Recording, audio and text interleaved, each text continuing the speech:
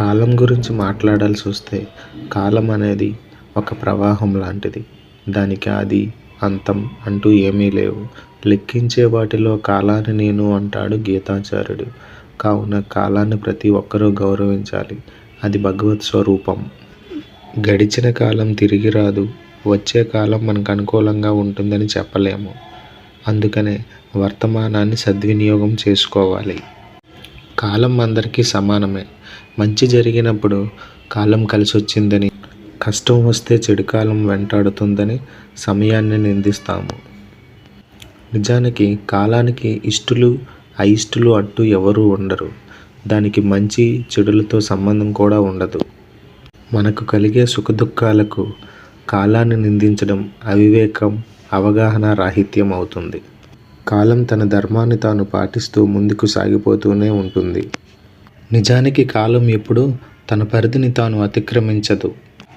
సీత యొక్క అన్వేషణలో నిమగ్నమైన హనుమంతుడు ఏ ఒక్క క్షణమూ కూడా తన సమయాన్ని తాను వృధా చేయలేదు. మైనాకుని ఆతిథ్యాన్ని కూడా స్వీకరించకుండా సమయం లేనందువలన ఆగలేకపోతున్నానని చెప్పి ముందుకు సాగిపోయాడు. అలాగే అరణ్య అజ్ఞాతవాసాలను పూర్తి చేసుకున్నటువంటి పాండవులు ఎన్నడూ వారికి కలిగిన కష్టాలకు కృంగిపోలేదు. ఆ సమయాన్ని వారికి అనుకూలంగా మార్చుకొని ధీరోదత్తులయ్యారు. సంకల్ప శుద్ధి కలవారు సమయాన్ని ఎన్నడూ కూడా వృధా చెయ్యరు. ప్రతి క్షణాన్ని ఆ సర్వేశ్వరుడి స్వరూపంగా భావించి, గౌరవించి లక్ష్యాలను సాధిస్తారు. సమస్య ఎదురైనప్పుడు పరిష్కారం దిశగా అడుగులేసే ఉత్సాహవంతులే అవకాశాలను అందిపుచ్చుకొని విజయాలను సాధిస్తారు. కాలానికి విలువ ఇవ్వని వాళ్ళు ఏదీ సాధించలేరు. దుష్టులు వ్యసనాలతో, కలహాలతో కాలాన్ని వృధా చేస్తారని భర్తృహరి బోధించాడు. భోగాలకు, సుఖాలకు బానిసలైన వాళ్ళు దైవం ప్రసాదించిన అమూల్యమైన కాలాన్ని వ్యర్థం చేస్తున్నారని గ్రహించరు. అందుకే మనిషి కాలానుగుణంగా ప్రవర్తించి విజయ పదానికి చేరుకోవాలని పండితులు చెబుతుంటారు.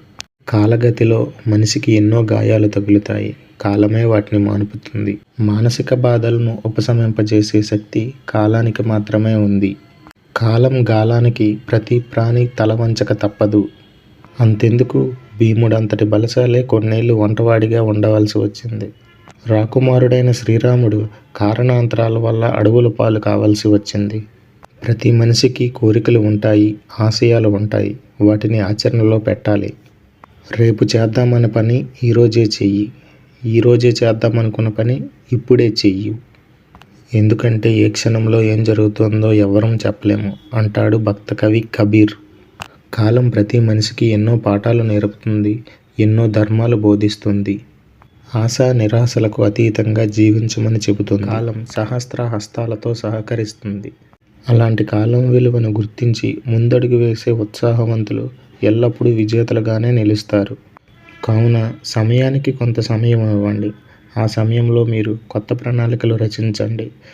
ఈ వీడియోని లైక్ చేసి మీకు నచ్చిన విషయాన్ని కామెంట్ చేయండి. అలాగే మరిన్ని ఇంట్రెస్టింగ్ విషయాలకు మన ఛానల్ సబ్స్క్రైబ్ చేయండి.